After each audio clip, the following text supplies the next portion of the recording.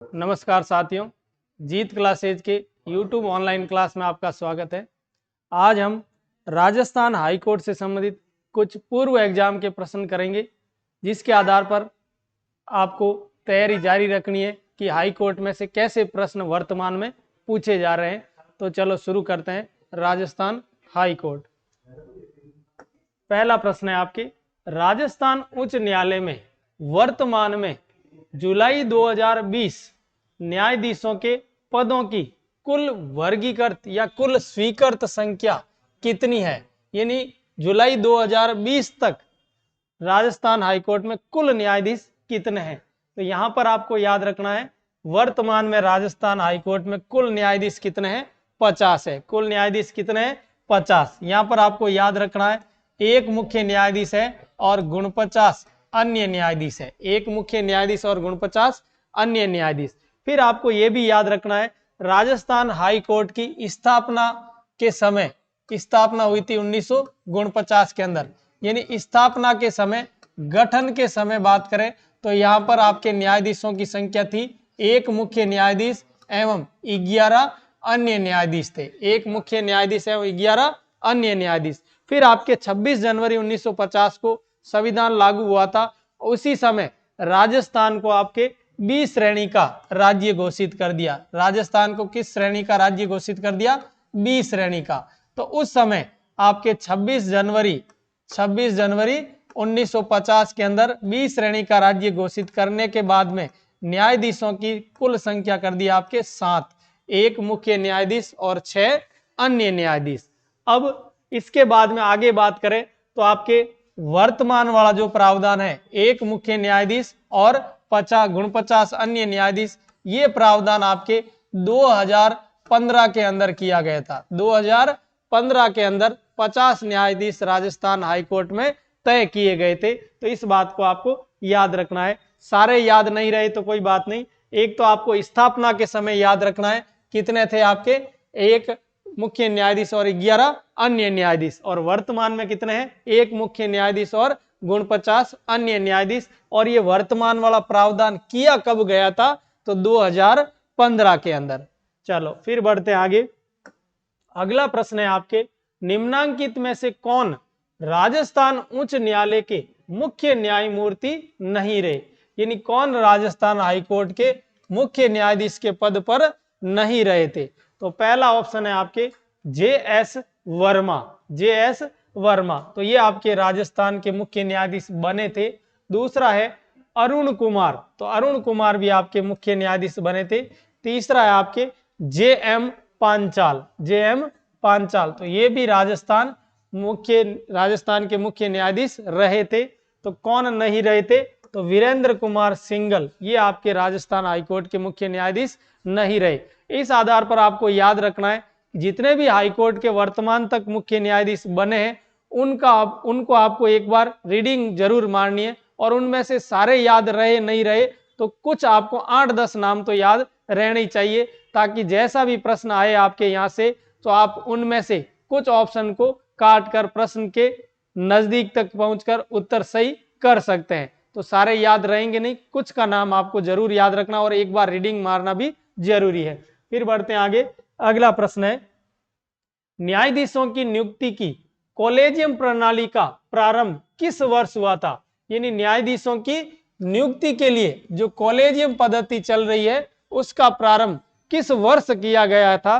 तो यहां पर आपको याद रखना है, ये प्रावधान आपके 1993 के अंदर किया गया था। 1993 के अंदर, यहां पर आपको याद रखना है, जब 1993 के अंदर कॉलेजियम पद्धति लागू की थी, कॉलेजियम पद्धति लागू की थी, तो उस समय इसके अंदर कुल न्यायाधीश थे 3। कुल न्यायाधीश कितने थे, 3 न्यायाधीश थे। एक होता था आपके सुप्रीम कोर्ट का मुख्य न्यायाधीश, चीफ जस्टिस ऑफ इंडिया, और 2 होते थे आपके सुप्रीम कोर्ट के वरिष्ठतम न्यायाधीश। सुप्रीम कोर्ट के वरिष्ठतम न्यायाधीश होते थे।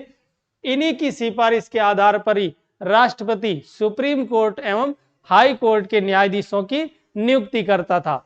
लेकिन वर्तमान की बात करें, वर्तमान में कॉलेजियम पद्धति में कुल न्यायाधीशों की संख्या कितनी है, 5 है। कुल न्यायाधीशों की संख्या कितनी है? 5 है। और यहां पर याद रखना है, इसके अंदर एक तो होता है आपके चीफ जस्टिस ऑफ इंडिया यानी सुप्रीम कोर्ट का मुख्य न्यायाधीश, और 4 आपके वरिष्ठतम न्यायाधीश होते हैं। 4 आपके वरिष्ठतम न्यायाधीश सुप्रीम कोर्ट के होते हैं। और इन 5 सदस्यीय कॉलेजियम पद्धति की सिफारिश के आधार पर ही, इस 5 सदस्यीय कॉलेजियम पद्धति की सिफारिश के आधार पर हाई कोर्ट एवं सुप्रीम कोर्ट के न्यायाधीशों की नियुक्ति कौन करता है? आपके राष्ट्रपति करता है। नियुक्ति कौन करता है? राष्ट्रपति। तो इस बात को आपको याद रखना है। कॉलेजियम पद्धति शुरू कब हुई थी? 1993 में। और कॉलेजियम पद्धति के समय कितने न्यायाधीश होते थे? कुल 3। और वर्तमान में कितने होते हैं इस पद्धति में? 5। ठीक है, तो इनका थोड़ा सा आपको ध्यान रखना है। फिर बढ़ते हैं आगे। अगला प्रश्न है, उच्चतम न्यायालय के निम्नांकित न्यायाधीशों में से कौन राजस्थान उच्च न्यायालय में न्यायाधीश नहीं रहे? यानी ऐसे न्यायाधीश जो राजस्थान हाई कोर्ट के न्यायाधीश रहे थे और बाद में सुप्रीम कोर्ट के न्यायाधीश भी बने थे। तो यहां पर आपके बात करें तो कौन है यहाँ पर? तो न्यायमूर्ति NM कासलीवाला, तो ये भी आपके बने थे सुप्रीम कोर्ट के न्यायाधीश और राजस्थान में भी न्यायाधीश पद पर रहे थे। अगले है न्यायमूर्ति BS चौहान, तो ये भी आपके सुप्रीम कोर्ट और हाई कोर्ट राजस्थान में रहे थे। अगला है न्यायमूर्ति AK माथुर, तो ये भी आपके दोनों पदों पर रहे थे। और अगला है न्यायमूर्ति RC लोहाटी, तो ये आपके इन दोनों पदों पर नहीं रहे थे। कौन थे आपके? RC लोहाटी। ये दोनों सुप्रीम कोर्ट और हाई कोर्ट राजस्थान में न्यायाधीश रहे थे। अगला प्रश्न है आपके, उच्च न्यायालय के न्यायाधीश के संबंध में निम्नांकित कथनों पर विचार कीजिए। उच्च न्यायालय के न्यायाधीश के संबंध में निम्नांकित कथनों पर विचार कीजिए। पहला कथन है आपके, वह राष्ट्रपति द्वारा नियुक्त होता है। तो हाई कोर्ट के न्यायाधीशों की नियुक्ति किसके द्वारा होती है? राष्ट्रपति द्वारा। तो ये कथन आपके बिल्कुल सही है। अगला है, उसे पद की शपथ राज्य के राज्यपाल द्वारा दिलाई जाती है। यानी सुप्रीम कोर्ट के हाई कोर्ट के न्यायाधीशों को शपथ कौन दिलाता है? तो शपथ दिलाता आपके राज्यपाल। कौन दिलाता है? राज्यपाल। तो ये भी कथन सही है। अगला है, वह अपना त्याग पत्र भारत के मुख्य न्यायमूर्ति को देता है। तो ये कथन आपके गलत हो जाएगा, क्योंकि वो अपना त्याग पत्र मुख्य न्यायमूर्ति को नहीं देता, मुख्य न्यायाधीश को नहीं देता है। त्याग पत्र किसको देता है? राष्ट्रपति को देता है। किसको देता है त्याग पत्र? राष्ट्रपति को त्याग पत्र देता है। तो इनमें से कौन से कथन सही हो जाएंगे? 1 व 2 सही है। ठीक है, यहां पर आपको याद रखना है, उच्च न्यायालय के न्यायाधीशों को शपथ किसके द्वारा दिलाई जाती है? राज्यपाल द्वारा। ये प्रावधान आपके अनुच्छेद 219 के अंदर है। कौन से अनुच्छेद में ये प्रावधान है? अनुच्छेद 219 के अंदर ऐसा प्रावधान किया गया है। यहाँ पर राज्यपाल द्वारा न्यायाधीशों को शपथ दिलाई जाती है। चलो फिर बढ़ते आगे। अगला प्रश्न है आपके, राज प्रमुख द्वारा राजस्थान के उच्च न्यायालय का उद्घाटन किया गया था। यानी राज प्रमुख द्वारा राजस्थान उच्च न्यायालय का उद्घाटन किस तिथि को किया गया? तो यहां पर आपको याद रखना है, राजस्थान हाई कोर्ट का उद्घाटन हुआ था आपके 29 अगस्त 1949 को। 29 अगस्त 1949 के दिन किया गया था। और इसका उद्घाटन स्थान था, उद्घाटन कहां पर हुआ था? जोधपुर के अंदर किया गया था। उद्घाटन कहां किया गया था? जोधपुर के अंदर। और यहां पर आपके उद्घाटन करने वाले राज प्रमुख थे आपके मान सिंह द्वितीय। उद्घाटन करने वाले कौन थे? मान सिंह द्वितीय, जो जयपुर के थे और उस समय किस पद पर थे? राज प्रमुख पद पर थे। और यही बाद में राज प्रमुख का पद आपके 7वें संविधान संशोधन द्वारा समाप्त कर दिया गया और उसके स्थान पर राज्यपाल का पद राजस्थान में कर दिया गया। चलो फिर बढ़ते आगे। अगला है, निम्नलिखित में से कौन सी याचिका व्यक्तिगत स्वतंत्रता से संबंधित है? निम्नलिखित में से कौन सी याचिका व्यक्तिगत स्वतंत्रता से संबंधित है? तो यहां पर आपको याद रखना है, इसका उत्तर होगा आपके बंदी प्रत्यक्षीकरण। कौन सा होगा? बंदी प्रत्यक्षीकरण। बंदी प्रत्यक्षीकरण का अन्य नाम है आपके, इंग्लिश में नाम है हैबियस कार्पस। इंग्लिश में क्या नाम है इसका? Habeas corpus. हैबियस कार्पस, जिसका शाब्दिक अर्थ होता है आपके सशरीर,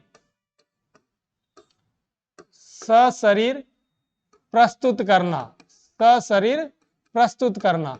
यहां पर आपको याद रखना है, बंदी प्रत्यक्षीकरण का मतलब है किसी व्यक्ति को अकारणीय गिरफ्तार कर लिया जाता है और लंबे समय तक वो गिरफ्तारी में रहता है, तो परिजनों की ओर से हाई कोर्ट के अंदर बंदी प्रत्यक्षीकरण के तहत याचिका लगाई जाती है और उस याचिका का हाई कोर्ट आपके मूल अधिकारों की रक्षा के लिए ये 5 प्रकार की रिट जारी करता है, जिसमें इस प्रकरण में कैसी रिट जारी करेगा? बंदी प्रत्यक्षीकरण की। और वो संबंधित अधिकारी को हाई कोर्ट सशरीर यानी उस बंदी को अपने पास उपस्थित करने के लिए आदेश देगा। तो यहां पर आपको याद रखना है, बंदी प्रत्यक्षीकरण के लिए शब्द कौन सा काम में लिया जाता है? हैबियस कार्पस, और जिसका शाब्दिक अर्थ है सशरीर प्रस्तुत होना। और इसके अंदर बंदी को कहां पर प्रस्तुत किया जाता है? हाई कोर्ट के अंदर। और अकारणीय या विभिन्न कारणों से अगर कोई स्पष्ट कारण नहीं है और गिरफ्तार किया जाता है किसी व्यक्ति को, तो इस प्रकार की याचिका लगाई जा सकती है। चलो फिर बढ़ते हैं आगे। अगला है परम आदेश। परम आदेश का मतलब होता है आपके, इंग्लिश में इसका शाब्दिक अर्थ है मैंडेमस। मैंडेमस शाब्दिक अर्थ क्या है? इंग्लिश नाम क्या है इसका? मैंडेमस। और इसका शाब्दिक अर्थ होता है आपके हम आदेश देते हैं। इसका शाब्दिक अर्थ क्या है? हम आदेश देते हैं। तो यहां पर आपको याद रखना है, परम आदेश देने का अधिकार, परम आदेश देने का अधिकार हाई कोर्ट एवं सुप्रीम कोर्ट को है। 5 प्रकार की जो रिट है मौलिक अधिकारों की सुरक्षा के लिए, उसके अंदर ये आता है। और इसके अंदर सुप्रीम कोर्ट या हाई कोर्ट आपके जो सार्वजनिक कर्मचारी है या कार्यपालिका का कोई सदस्य है और वो अपने कर्तव्यों का पालन सही ढंग से नहीं करता या कर्तव्यों का पालन नहीं करता है, तो उसके लिए आदेश जारी करता है हाई कोर्ट, तो उसको अपन क्या कहते हैं? परम आदेश। क्या कहते हैं? परम आदेश। ठीक है। फिर है अगला आपके अधिकार प्रच्छा। अगला है क्या है? अधिकार प्रच्छा। इसका शाब्दिक अर्थ होता है आपके क्यू वारंटो। इसका इंग्लिश अर्थ क्या है? Quo warranto. और यहां पर आपको याद रखना है, क्यू वारंट को मतलब है किस अधिकार से, किस अधिकार से, यानी यहां पर अपने अधिकार क्षेत्र से बाहर कोई न्यायालय सुनवाई करता है या सार्वजनिक कर्मचारी कार्य करता है, तो उसके लिए हाई कोर्ट अधिकार प्रच्छा नामक रिट जारी करके उसको आदेश देता है। तो अधिकार प्रच्छा का इंग्लिश नाम है क्यू वारंटो, यानी किस अधिकार से, यानी उसको निषेध करने के लिए ये लेख जारी या रिट जारी की जाती है। अगला है प्रतिषेध। प्रतिषेध का मतलब वो इंग्लिश अर्थ है प्रोहिबिशन। इंग्लिश अर्थ क्या है? प्रोहिबिशन। और इसका अर्थ है मना करना। इसका शाब्दिक अर्थ क्या है? मना करना। शाब्दिक अर्थ क्या है? मना करना। तो यहाँ पर आपके हाई कोर्ट के जो अधीनस्थ न्यायालय हैं, तो अधीनस्थ न्यायालयों को अधिकार क्षेत्र से जब बाहर काम करते हैं तो उसको काम करने से मना किया जाता है। कौन सी रिट जारी करके? प्रोहिबिशन नामक रिट जारी करके, प्रतिषेध नामक रिट जारी करके। तो हाई कोर्ट आपके कितने प्रकार की रिट जारी करता है मौलिक अधिकारों की सुरक्षा के लिए? तो 5 प्रकार की रिट या लेख जारी करता है। फिर बढ़ते हैं आगे। अगला है राजस्थान के उच्च न्यायालय की जोधपुर पीठ। जोधपुर पीठ के अंतर्गत आने वाले जिला न्यायालयों की कुल संख्या कितनी है? यहां पर आपको याद रखना है, ये कह रहा है जिला न्यायालयों के बारे में कह रहा है। तो हाई कोर्ट से नीचे आपके जिला न्यायालय होते हैं, और जिला न्यायालयों में ये कह रहा है कि जोधपुर पीठ के अंदर कितने न्यायालय इसके अधिकार क्षेत्र में आते हैं। तो यहां पर आपको याद रखना है 19 न्यायालय आएंगे। कितने आएंगे? 19 न्यायालय। यहां पर एक बात मैं आपको बता देता हूं, राजस्थान हाई कोर्ट के अधीन राजस्थान के अंदर कुल जिला न्यायालयों की संख्या आपके 36। कुल न्यायालय जिला न्यायालयों की संख्या कितनी है? 36। प्रत्येक जिले में जिला न्यायालय है, लेकिन आपको याद रखना है जोधपुर के अंदर जिला न्यायालयों की संख्या कितनी है? 2। और जयपुर के अंदर जिला न्यायालयों की संख्या कितनी है? 3। जिला न्यायालयों की संख्या कितनी है? 3। तो इस प्रकार से 33 जिले के 33 और 3 ये बढ़ जाएंगे, 2 एक्स्ट्रा ये हो जाएंगे यहाँ से और 1 एक्स्ट्रा यहाँ से हो जाएंगे, तो 33 और 3 कुल कितने हो जाएंगे आपके? 36 हो जाएंगे। फिर अपन हाई कोर्ट की बात करें तो हाई कोर्ट के अंदर एक तो आपके मुख्य पीठ है जोधपुर के अंदर और खंड पीठ है जयपुर के अंदर। तो जोधपुर वाली जो पीठ है, जोधपुर की जो मुख्य पीठ है, जोधपुर की मुख्य पीठ के अंदर कितने जिला न्यायालय आते हैं आपके? कितने जिला न्यायालय उसकी अधिकारिता में आते हैं? 19 जिला न्यायालय। जबकि जयपुर खंडपीठ के अंदर कितने जिला न्यायालय आते हैं? 17 जिला न्यायालय। और ये प्रश्न आपके पिछली वाली पुलिस भर्ती में पूछा गया था, तो इस हिसाब से आपको तैयारी रखनी है कि पुलिस भर्ती में भी आपके बहुत डीप प्रश्न आ रहे हैं, तो हर तरह के प्रश्न आपको तैयार करके जाना है। फिर बढ़ते हैं आगे। अगला प्रश्न है, राजस्थान उच्च न्यायालय के न्यायाधीश इंद्रजीत मोहंती किस न्यायालय में पूर्व में न्यायाधीश थे? किस न्यायालय में पूर्व में न्यायाधीश थे? तो ये वर्तमान से पहले वाले जो न्यायाधीश थे, ये भी आपके पुलिस भर्ती 2020 में पूछा गया था। तो यहाँ पर ये किस न्यायालय के थे? तो बॉम्बे हाई कोर्ट के न्यायाधीश थे। तो इस आधार पर आपको याद रखना है वर्तमान के मुख्य न्यायाधीश कौन है, और जब यहाँ न्यायाधीश वो बने तो इससे पूर्व किस हाई कोर्ट के अंदर उसने कार्य किया था, तो इस बारे में भी आपको जानकारी रखनी है। चलो फिर बढ़ते आगे। अगला प्रश्न है, जून 2020 तक राजस्थान उच्च न्यायालय के मुख्य न्यायाधीश, राजस्थान उच्च न्यायालय के मुख्य न्यायाधीश निम्न में से कौन था? ये कब की बात कर रहा है? जून 2020 की बात कर रहा है। तो जून 2020 में थे आपके जस्टिस इंद्रजीत मोहंती, और ये भी प्रश्न आपके पिछली पुलिस भर्ती में ही पूछा गया था। चलो फिर बढ़ते आगे। अगला है, कमलकांत वर्मा राजस्थान के पहले, कमलकांत वर्मा राजस्थान के पहले क्या थे आपके? तो पहले मुख्य न्यायाधीश थे राजस्थान के। प्रथम मुख्य न्यायाधीश आपके 29 अगस्त 1949 को किसको बनाया गया मुख्य न्यायाधीश? आपके कमलकांत वर्मा को। यह भी पिछली पुलिस भर्ती में पूछा गया था। अगला प्रश्न है आपके, राज्य के उच्च न्यायालय के बारे में निम्नलिखित में से कौन सा कथन सही है? निम्नलिखित में से कौन सा कथन सही है? यानी राज्य के हाई कोर्ट के बारे में यह बात कर रहा है। पहला कथन है आपके, संविधान के अनुच्छेद 213 में प्रावधान है कि प्रत्येक राज्य में एक न्यायालय होगा। तो ये आपके गलत बात है। यानी कौन से अनुच्छेद के तहत प्रत्येक राज्य में एक हाई कोर्ट होता है? तो वो है आपके अनुच्छेद 214। कौन सा अनुच्छेद है? अनुच्छेद 214। तो पहला कथन आपके गलत हो जाएगा। ये कह रहा है कि सही कथन कौन सा है, उनका चयन करना है। दूसरा है, राज्य उच्च न्यायालय के न्यायाधीशों की नियुक्ति राष्ट्रपति द्वारा की जाती है। न्यायाधीशों की नियुक्ति किसके द्वारा?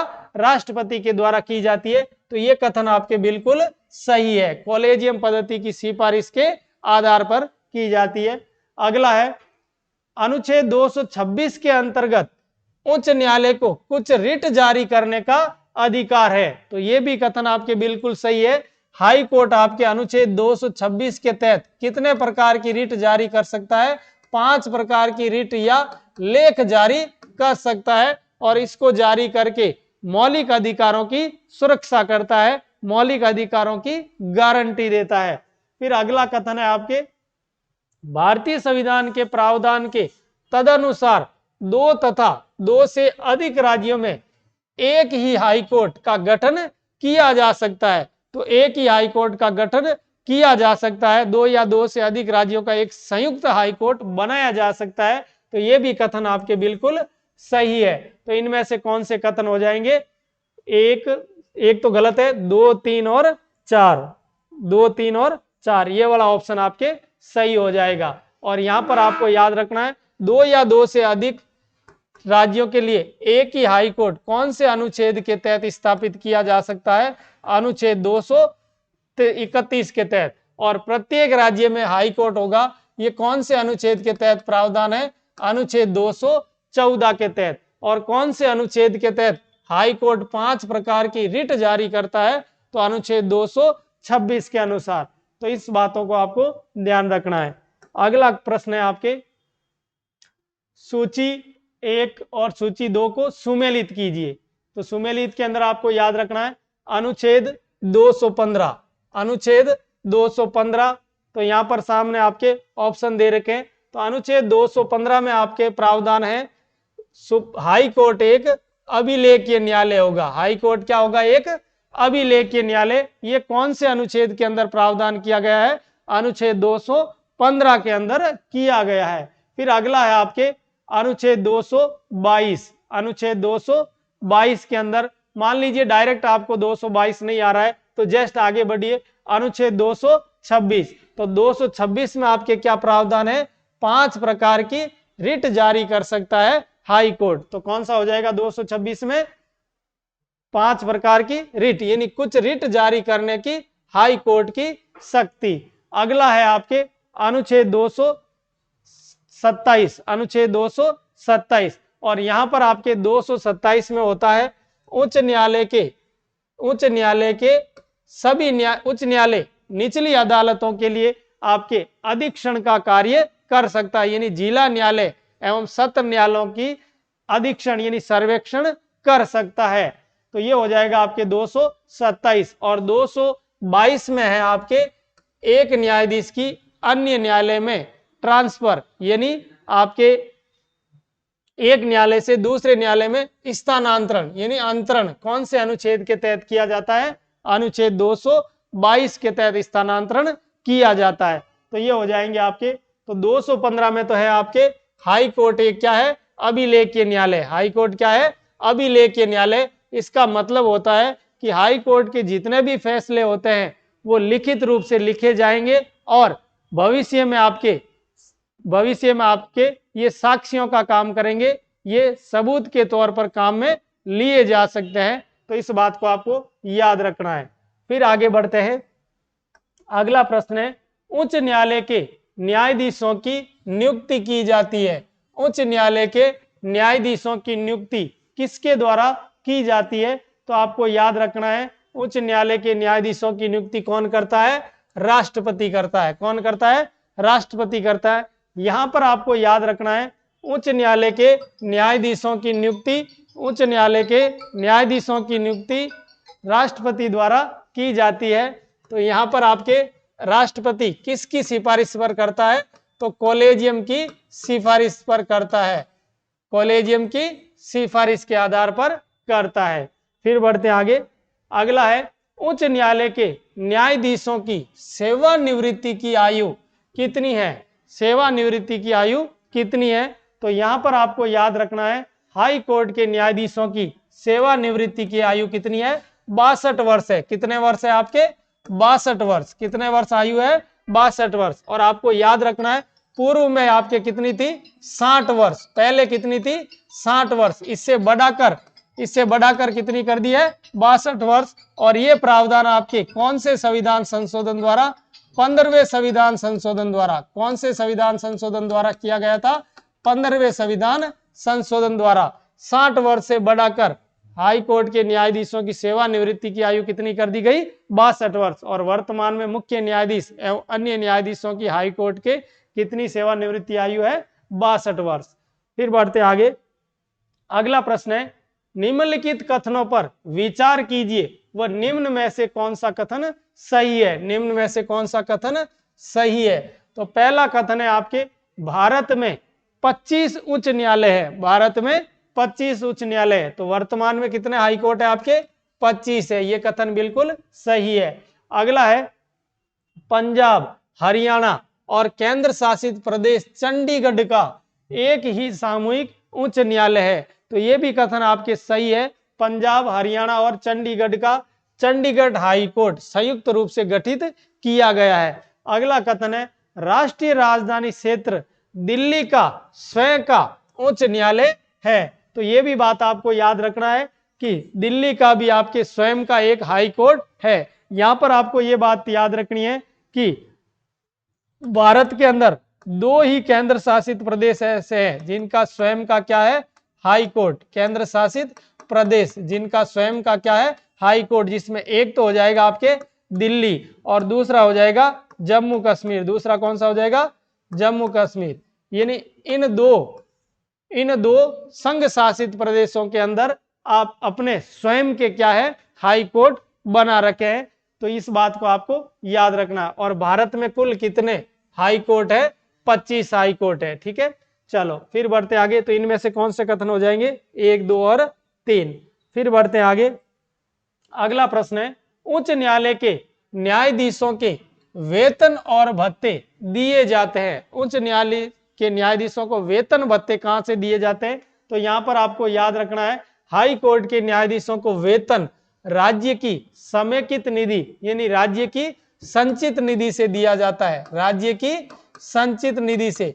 लेकिन आपको यह भी याद रखना है, उच्च न्यायालय के न्यायाधीशों की सेवानिवृत्ति के बाद में पेंशन की व्यवस्था आपके भारत की संचित निधि से की जाती है। कहां से की जाती है? भारत की संचित निधि से। और यहां पर आपको याद रखना है, न्यायाधीशों के वेतन एवं भत्तों के अंदर कटौती नहीं की जा सकती, कार्यकाल के दौरान कटौती नहीं की जा सकती है। लेकिन यह बात आपको याद रखनी है कि देश के अंदर अगर वित्तीय आपातकाल लगा है, अनुच्छेद 360